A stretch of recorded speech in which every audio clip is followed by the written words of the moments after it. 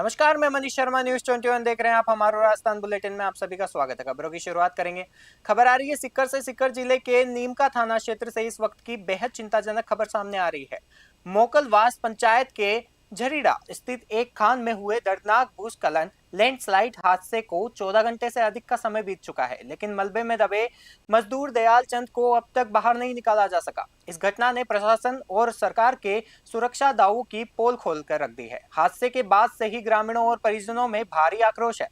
उनका आरोप है कि खान में सुरक्षा के कोई पुख्ता इंतजाम ही नहीं थे और रेस्क्यू ऑपरेशन में भी देरी की जा रही थी। मौके पर एसडीआरएफ, पुलिस प्रशासन और खान विभाग की टीम तैनात है, लेकिन मलबे की विशाल मात्रा बचाव कार्य में बाधा बन रही है। सीकर से दुर्गा सिंह कुमाऊत की ग्राउंड रिपोर्ट देख रहे हैं आप।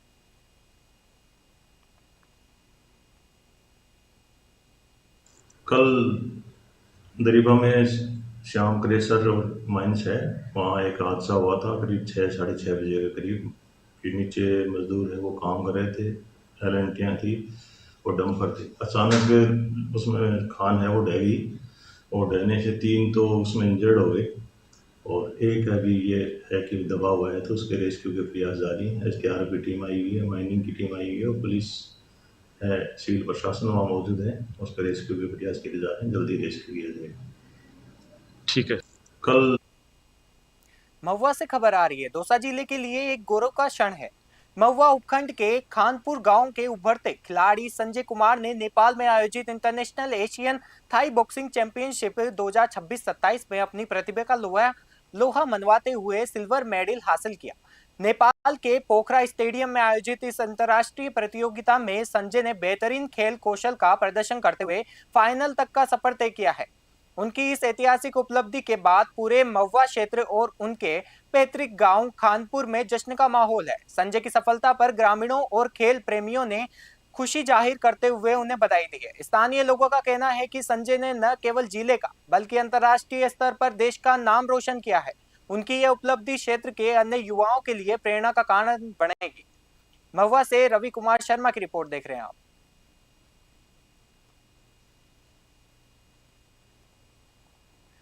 बगुड़ा से खबर आ रही है। भारतीय राष्ट्रीय शैक्षिक महासंघ राजस्थान के आह्वान पर गुरुवार को बगोड़ा उपखंड मुख्यालय पर शिक्षकों ने अपनी विभिन्न मांगों और शिक्षा विभाग की नीतियों के विरोध में जोरदार धरना प्रदर्शन किया। इस दौरान शिक्षकों ने राज्य सरकार के खिलाफ नारेबाजी की और उपखंड अधिकारी के माध्यम से मुख्यमंत्री के नाम ज्ञापन सौंपा। संगठन के जिला मीडिया संयोजक हिंगलाज दान चारण ने बताया कि प्रदेश भर के शिक्षकों में सरकार की वर्तमान नीतियों और लंबे समय से लंबित समस्याओं के समाधान न होने के कारण गहरा असंतोष है।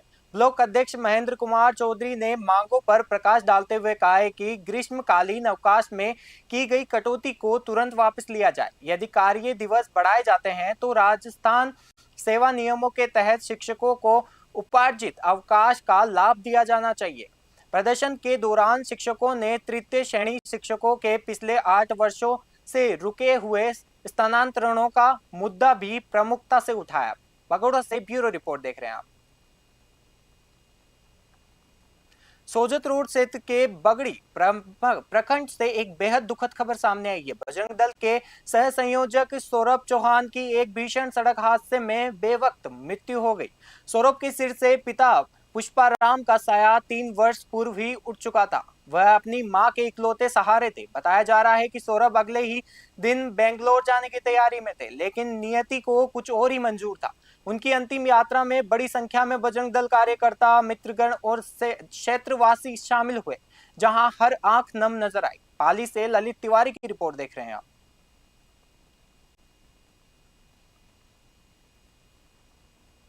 राजधानी की जयपुर उत्तर पुलिस ने बाल श्रम के खिलाफ एक बड़ी कार्रवाई को अंजाम देते हुए रामगढ़ मोड़ स्थित कांजी पवित्र भोजनालय से एक नाबालिग बाल श्रमिक को मुक्त कराया है। डीसीपी नॉर्थ करण शर्मा के निर्देशन और अतिरिक्त पुलिस उपायुक्त नीरज पाठक व एसीपी सुरेंद्र सिंह राणावत की निगरानी में इस ऑपरेशन को अंजाम दिया गया। ब्रह्मपुरी थाना प्रभारी हेमंत जनागल के नेतृत्व में पुलिस और प्रयास जैसी सोसाइटी की संयुक्त टीम ने रेस्टोरेंट पर औचक दबिश दी। मौके पर एक मायूस और मासूम बच्चे से जबरन मजदूरी करवाए जाने की पुष्टि हुई, जिसके बाद पुलिस ने उसे रेस्क्यू कर सुरक्षित संरक्षण में लिया। पुलिस ने कार्रवाई करते हुए रेस्टोरेंट संचालक मनोज पुत्र रामेश्वरम को गिरफ्तार कर लिया है। आरोपी के खिलाफ बीएनएस किशोर न्याय अधिनियम और बंधित श्रम कानून की विभिन्न धाराओं के तहत मामला दर्ज किया गया है। जयपुर से एहसान खान की रिपोर्ट देख रहे हैं आप। हनुमानगढ़ जिले में समर्थन मूल्य पर गेहूं खरीद की व्यवस्था को लेकर शुक्रवार को किसानों, मंडी मजदूरों और माकपा कार्यकर्ताओं का गुस्सा 7वें आसमान पर पहुंच गया। खरीद लक्ष्य बढ़ाने, पर्याप्त बारदान उपलब्ध कराने और खरीद की समय सीमा विस्तार की मांग को लेकर प्रदर्शनकारियों ने हनुमानगढ़ के अग्रसेन चौक पर चक्का जाम कर दिया, जिससे यातायात पूरी तरह बाधित रहा। प्रदर्शनकारियों ने आरोप लगाया कि इस वर्ष गेहूं की बम्पर पैदावार होने के बावजूद सरकार ने खरीद लक्ष्य पिछले साल की तुलना में कम कर दिया है। माकपा नेता रामेश्वरम वर्मा ने कहा कि यदि खरीद सीमा नहीं बढ़ाई गई तो जिले का लगभग 40% गेहूं समर्थन मूल्य से वंचित रह जाएगा, जिससे छोटे और मध्यम वर्गीय किसानों को भारी आर्थिक नुकसान होगा। हनुमानगढ़ से विनोद चौधरी की रिपोर्ट देख रहे हैं आप। जयपुर में वैष्णव चतुर संप्रदाय विकास समिति जयपुर द्वारा आयोजित 8वें सामूहिक विवाह सम्मेलन के सफल समापन पर मानसरोवर स्थित समाज भवन में भगवान गणेश विदाई भोग का भव्य कार्यक्रम विधि विधान के साथ आयोजित किया गया। इस अवसर पर समिति द्वारा सम्मेलन में परिणय सूत्र में बंधे 21 नवविवाहित जोड़ों को विवाह प्रमाण पत्र जारी किए गए। कार्यक्रम के दौरान समाज के उन भामाशाहों का भी सम्मान किया गया। समिति के अध्यक्ष आर.के. वैष्णव ने कार्यक्रम को सफल बनाने के लिए सभी समाज बंधुओं का आभार व्यक्त किया। मंच संचालन करते हुए सचिव बाबूलाल कश्यप ने समाज में एकता और भाईचारे को बनाए रखने की अपील की। कार्यक्रम में मीडिया प्रभारी भगवान सहाय, योगानंदी, कोषाध्यक्ष कल्याण वैष्णव, सम्मेलन अध्यक्ष कांजी वैष्णव सहित आत्माराम, अर्जुन और मंजू वैष्णव जैसे गणमान्य लोग उपस्थित रहे। कार्यक्रम का समापन सामूहिक भोजन प्रसादी के साथ हुआ। जयपुर से ब्यूरो रिपोर्ट देख रहे हैं आप।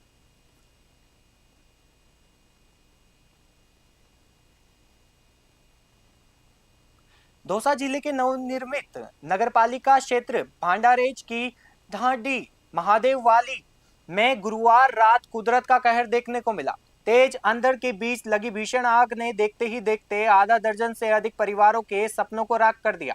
मंदिर की धूणी से उठी एक चिंगारी ने विकराल रूप धारण कर लिया और दर्जनों घरों, छप्परों और पाटोलों को अपनी चपेट में ले लिया। हादसे के बाद ग्रामीणों का गुस्सा प्रशासन और दमकल की देरी पर फूट पड़ा। भांडारेज को नगरपालिका का दर्जा तो मिल गया है, लेकिन यहाँ बुनियादी सुविधाओं के नाम पर एक दमकल तक मौजूद नहीं है। सूचना के करीब 1 घंटे बाद दौसा नगर परिषद से 3 दमकलें मौके पर पहुंची। तब तक ग्रामीणों ने निजी टैंकरों से आग बुझाने का संघर्ष किया।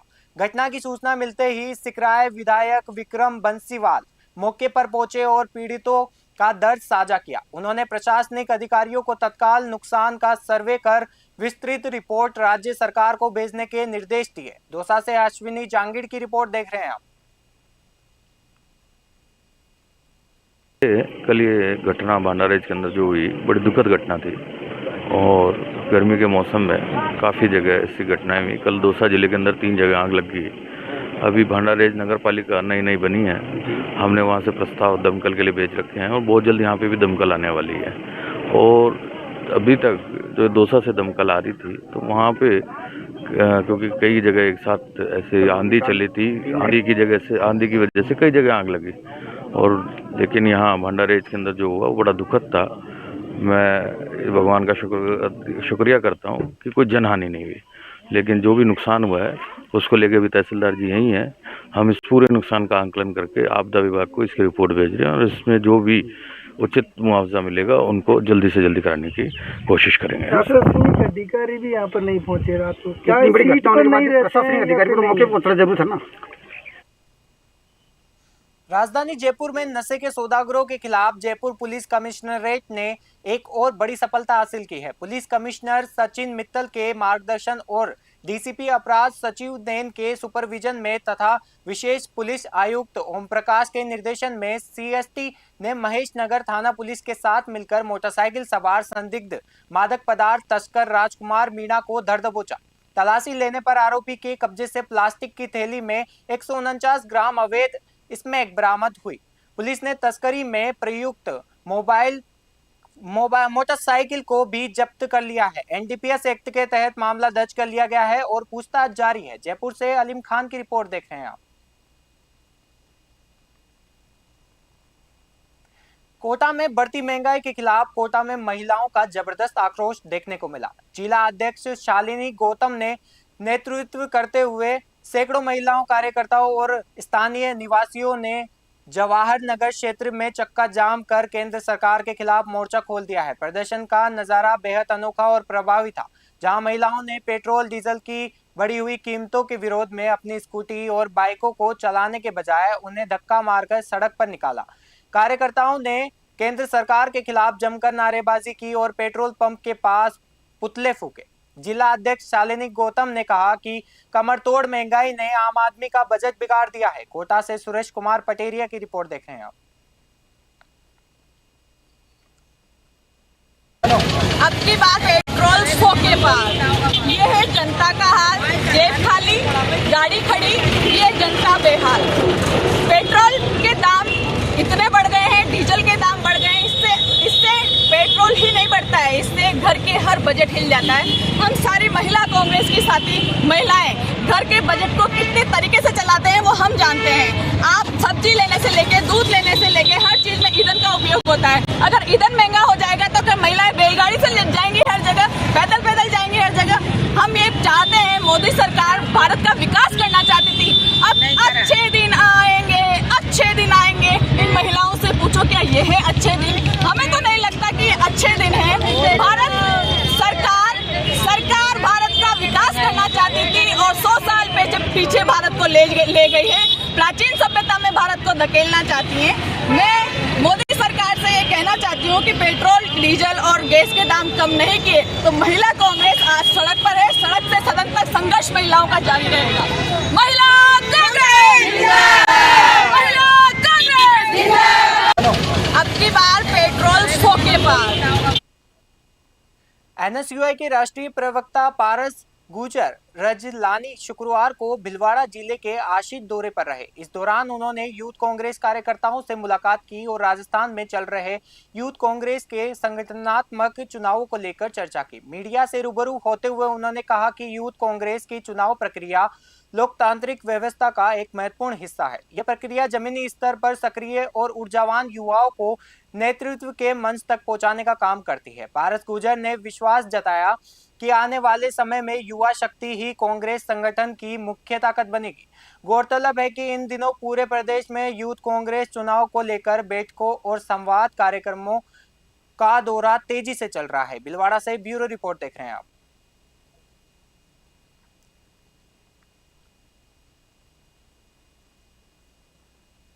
युवा कांग्रेस के संगठनात्मक चुनाव को लेकर के मैं पूरे प्रदेश के दौरे पर हूं और इसी के तहत आज भीलवाड़ा के आसीन में आना हुआ और यहां युवाओं से संपर्क किया है और किस प्रकार से हम हमारे पार्टी के अंदर एक स्वच्छ लोकतांत्रिक व्यवस्था को सुदृढ़ कर सकें, इसको लेकर के राहुल गांधी जी की जो सोच थी उस सोच को आगे बढ़ाते हुए ये चुनाव हो रहे हैं। तो निश्चित रूप से मैं समझता हूँ कि संगठन को इससे बल मिलेगा, पार्टी मजबूत होगी और एक नई यूथ जो 18 से 35 वर्ष की है वो संगठन से जुड़ेगी, कांग्रेस पार्टी की विचारधारा को अपनाएगी और बहुत अच्छे तरीके से, बहुत स्वच्छ प्रणाली के तहत राजस्थान भर में चुनाव हो रहे हैं। पिछला जो चुनाव था 2023 का, उस टाइम करीब 20 लाख मेंबरशिप हुई थी और इस बार ये आंकड़ा दुगुना होने जा रहा है, लगभग 40 लाख की मेंबरशिप होगी और वोटिंग भी साथ साथ चल रही है और जल्दी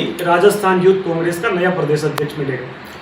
युवा कांग्रेस के संगठनात्मक चुनाव को लेकर पाली जिले के रामासनो सांदवान गांव से एक रूह कपा देने वाली घटना सामने आई है, जहां अंधविश्वास और तंत्र मंत्र के नाम पर एक 11 वर्षीय मासूम की निर्मम हत्या कर दी गई। इस जघन्य अपराध ने न केवल पुलिस प्रशासन को बल्कि पूरे मानवीय समाज को झंझोर कर रख दिया। गांव का ही एक अविवाहित युवक अपनी शादी न होने से परेशान था। वह एक कथित तांत्रिक के झांसे में आ गया जिसने उसे नर बलि देने के लिए उकसाया। आरोपी ने मदरसे से घर लौट रहे एक परिचित बच्चे का अपहरण किया और उसे सुनसान जगह पर ले जाकर हाथ पैर बांध दिए, जिसके बाद तांत्रिक क्रिया को आजमाते हुए अंजाम देते हुए उन्होंने मासूम का गला काट दिया। फिलहाल पुलिस मुख्य आरोपी को हिरासत में लेकर उस तांत्रिक की तलाश कर रही है जिसने इस मासूम की जान लेने का खौफनाक रास्ता दिखाया। इस वारदात के बाद गांव में मातम के साथ साथ भारी आक्रोश व्याप्त है। पाली से ललित तिवारी की रिपोर्ट देख रहे हैं आप।